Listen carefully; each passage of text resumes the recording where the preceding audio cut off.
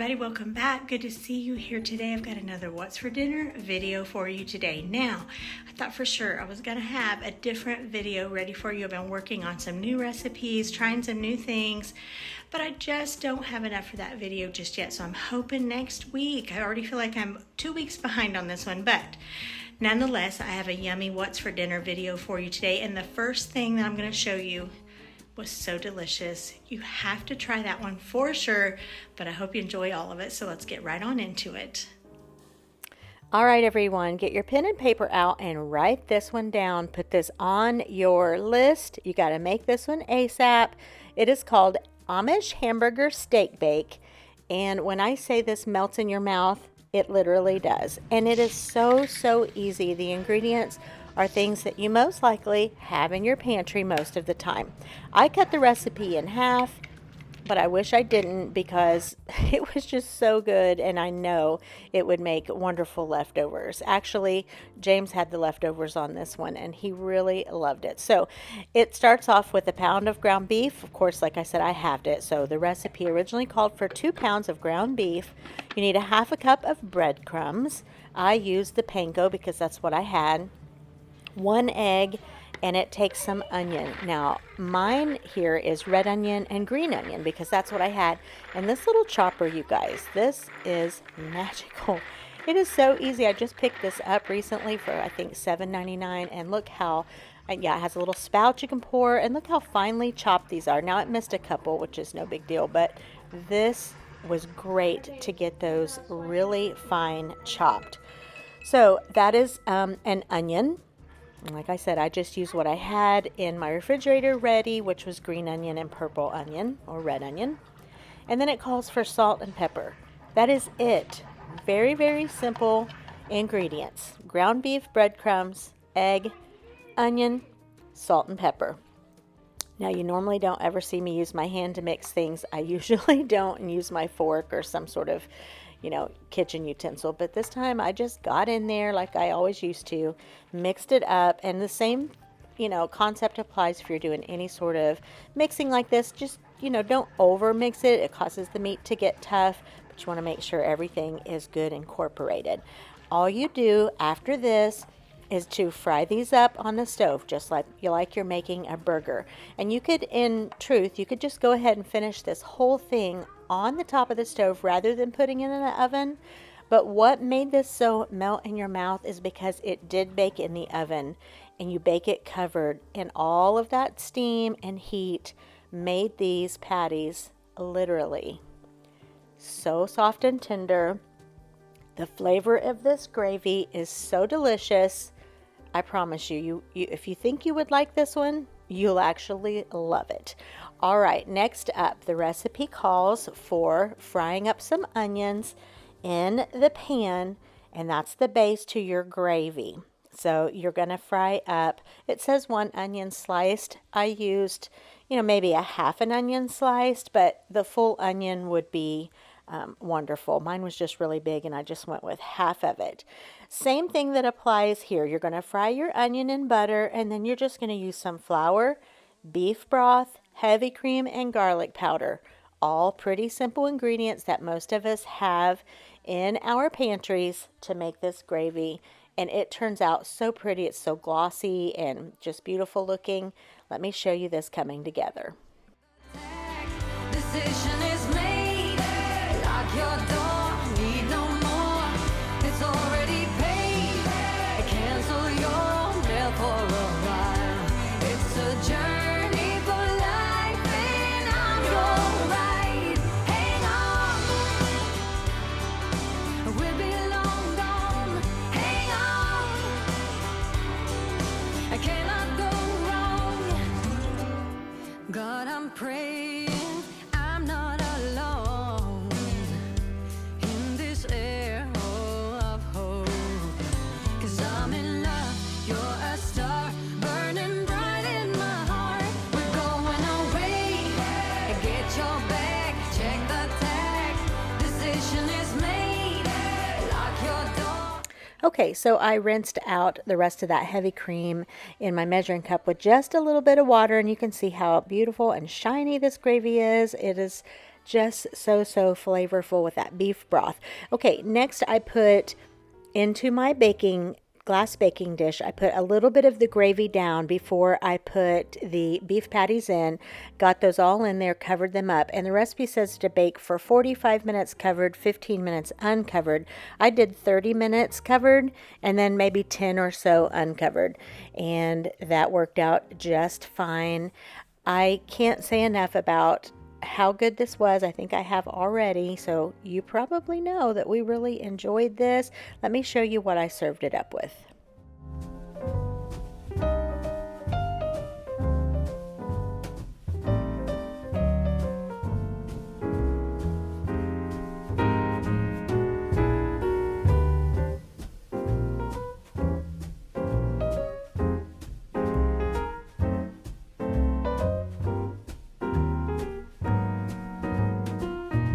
Here's our plate. I made some homemade mashed potatoes with Yukon Gold potatoes, put some of the gravy over top, just some box Kraft deluxe macaroni and cheese, and some Shelly beans. And this meal was comforting. It was over the top delicious, and James said it was the best meal of this type, like a hamburger steak or a Salisbury steak, that he has ever had. And I can guarantee you this will be on repeat here at our house. Right, this night are pork egg rolls and the stir-fry udon noodles with Korean barbecue style beef, courtesy of Aldi. This was grocery shopping day, and I really wanted some Chinese or some Asian food, so instead of going through and picking something up while I was in town, I saw this at Aldi, and I've looked at these a number of times, and this time I decided that was going to be our dinner. The package has all the directions and everything included that you need. I will say it doesn't have a whole lot of meat. Not a whole lot of that beef in there, but that was okay. And these egg rolls I've purchased many times. We love those. But when you're looking for something quick and easy, you don't always have to go through the drive-thru or eat a cold sandwich, which both of those things are just fine. But there are things like this at the grocery store, and they're actually quite tasty, that you can bring home and you can get on the table quick. So that's what this meal was for us. Definitely worth buying. I'm sure I would buy this again. Very good.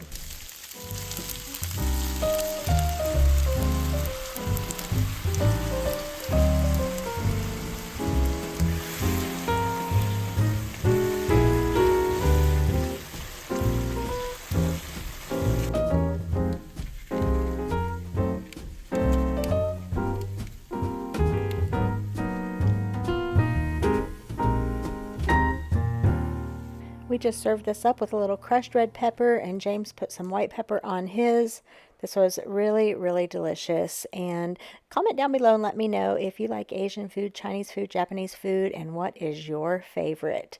Okay, this is a meal here that we had that I didn't really film much of because I just filmed last week and showed you frying chicken wings. Well, I have fried them again. They were so good, I decided to make them for family night. To go along with the whole big bunch of chicken wings that I fried up, I made this bag of the Spätzle egg noodles that I get at Aldi. We love these, so I like to use these for chicken and noodles, which I have showed on my channel plenty of times before. But there's the wings, there's my broth with some chicken meat in there, getting ready to have those noodles poured in. I made some mixed vegetables and some homemade cornbread stuffing, which I've also showed on my channel before. I can link those things below, but that was really good. We were ready to have that again. I knew the kids would love it as well. And this is just one of our all-time favorites that we hadn't had in a long time. And I had 3 of my little grandsons. I had Fisher, Finley, and Griffin here, and this is some of their, in fact, I think it is Fisher's very favorite food, and that is sausage gravy and biscuits. So here's how I make my homemade biscuits. I've showed this a lot of times, but got some new people around. I figure these are just such a good thing to know how to make. I'm going to show you again. So it's 2 cups of self-rising flour, 1 cup of milk, regular or buttermilk. I usually just use regular, and it's 6 tablespoons of butter. Sometimes I cut it up with a knife, but lately I've been doing it with my little grater. It just is quick and easy. And a lot of people mix theirs by hand. I usually just stir mine together just like this with a fork. I use my same little brown speckled pie pan every time. It fills it up perfectly, just the right amount of biscuits. And so they're so easy. I did not make homemade biscuits for years until I saw this recipe on Moss Family TV. And I thought, you know what, that looks easy enough. I'm going to give that a try. And I don't know that there's been too many times that we've had biscuits since then for the last many years that I haven't just made these from scratch. They come together very quickly. They bake very quickly. You bake them on, well, the recipe that she had shared says 350 for about 15 minutes or so. But they never get quite golden brown enough on the top. So I read a recipe the other day.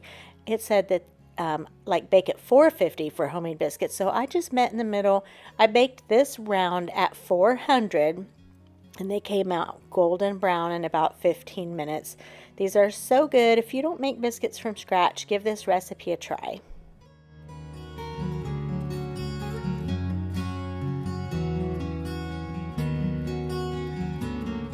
And then for sausage gravy, I most always use a 1 pound roll.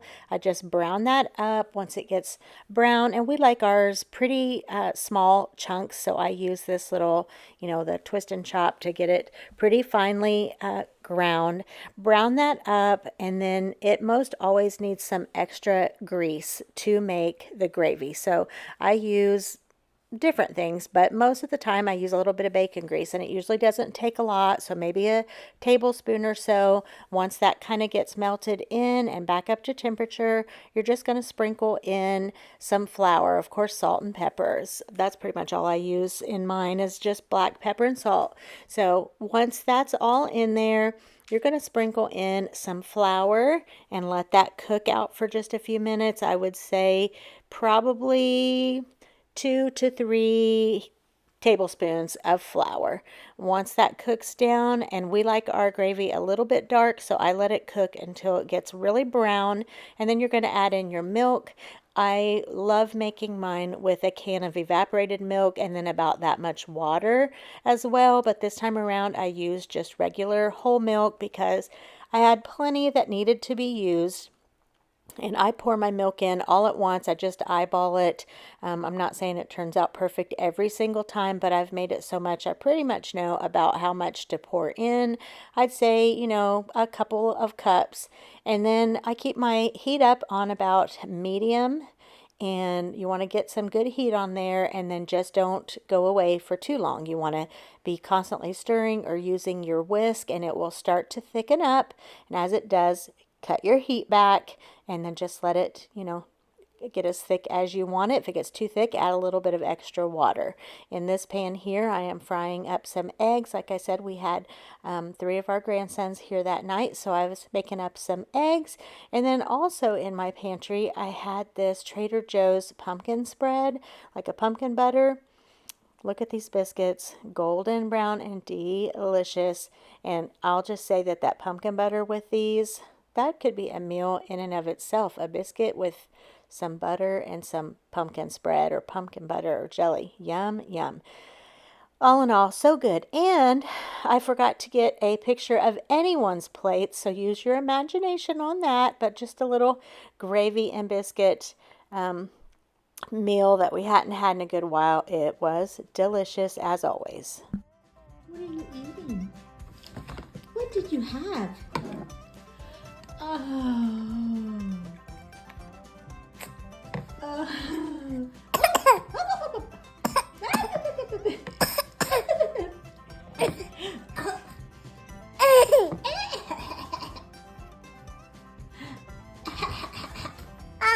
You do it. You want some more Cheerios? You want some more? Did you like it? You did?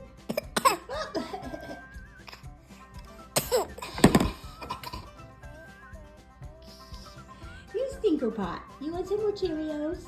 Okay, I'll give you some more. Say bye. Say bye. Bye. How pretty. Oh my goodness. My son Riley, he's our baby. He's getting ready to turn 29 in October. And this is his favorite cake. I've been making this for him for years. We love him so much. All right, punch bowl cake. Good morning. I am making a punch bowl cake. Maybe I should have said something else before I dove into this, right? I am making a punch bowl cake for my son, Riley, for everyone, but this is his favorite. And his birthday is coming up, but I usually make this every year on his birthday. But I'm gonna make it a little early this year for family night tonight. So let me show you. I'm not using my punch bowl this time. This is the first time I've ever used something other than my punch bowl. But I'm not using my punch bowl this time. I'm gonna make it in this other bowl. It's gonna be just fine. You want to bake a yellow, butter, vanilla, any sort of, you can use white, any sort of like a cake mix that doesn't have an additional flavor to it. So anything like that. And then you're going to crumble and layer. So let me show you what we're going to layer. Okay, so once you crumble up a little bit of your cake, you just start layering. That's all you do. And my pudding has gotten so thick. All right, so this is vanilla pudding. You're gonna layer in some of that. Woo, not up there. So the pudding, and then you layer in, this is a very non-perfect type of dessert. All right, you also layer in some crushed pineapple.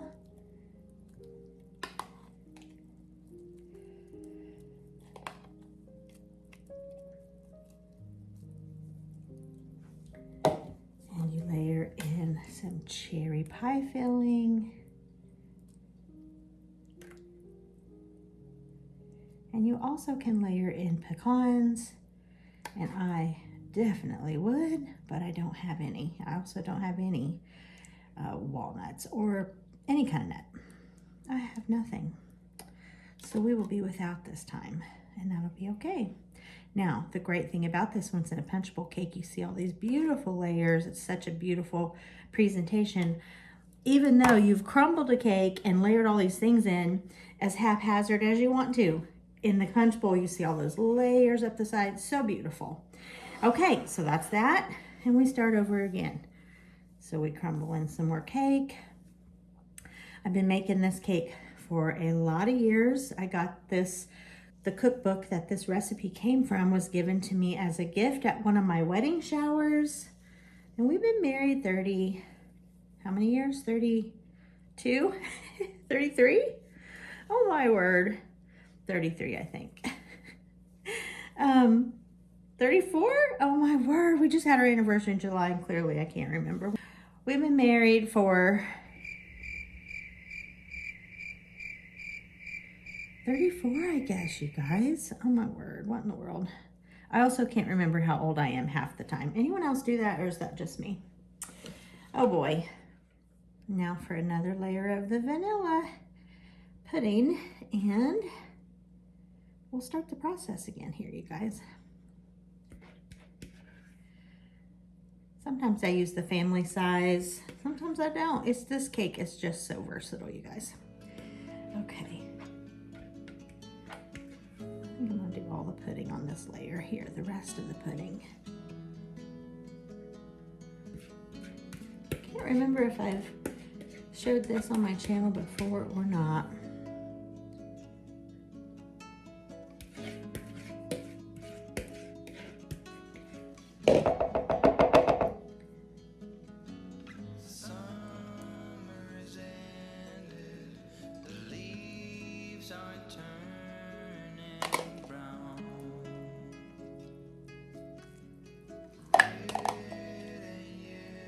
I think I'm going to finish my pineapple layer here too.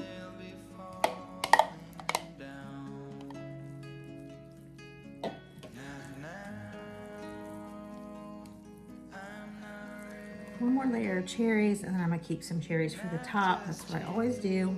And I usually put some pecans on the top as well.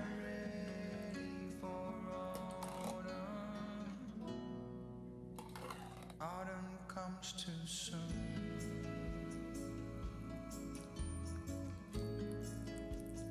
Autumn comes too soon. All right, another layer of cake. The light that flickers will blow. So this will be my final layer of cake, and then I'll top it with some whipped topping, Cool Whip, and then the cherries.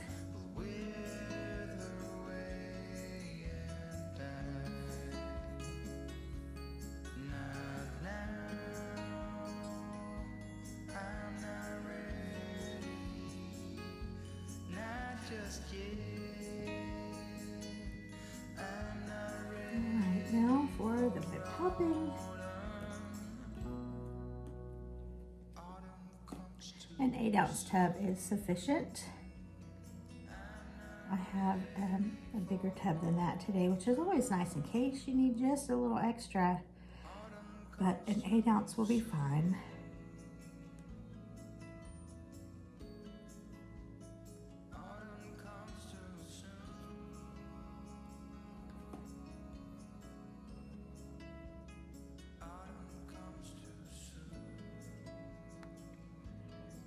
Now you see why this is called a punch bowl cake, because you would not see any of those pretty layers if you do it in a bowl like I am. But I'm doing this for family night tonight. We've had this a lot of times. We all, know what to expect. And honestly, I just didn't want to go get out my my punch bowl and my punch bowl box down. And so I just took the easy route, and it works just fine as far as size. Okay. Now let's start with these cherries, and then I do try to be a little bit more careful when I'm doing this. And I usually just dot the cherries around here and there. I'm definitely not a cook or a baker to where perfection is my specialty. Not at all. I wouldn't consider myself even a baker. I'm just a homemaker, and I occasionally bake some things, but I'm not a baker, and I'm not one that's real precise on certain things. And this is one of them. Just put them on there, and it'll all balance out just fine.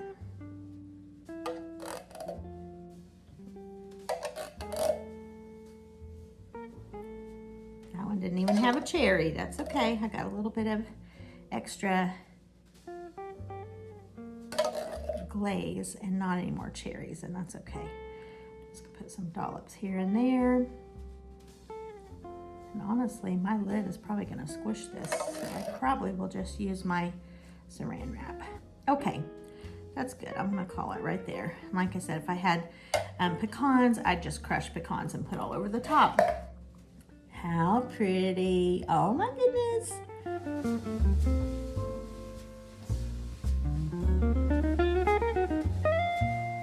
Well, thanks for being here again today. Hope you enjoyed it. Could you give it a thumbs up if you did? Tell me down in the comments some of the yummy things that you've been having lately at your house, or if you saw anything that looks interesting you want to try, let me know. But give it a big thumbs up, subscribe if you've not, and I'll see you next time. Good Lord willing, and the creek don't rise. Bye, everybody.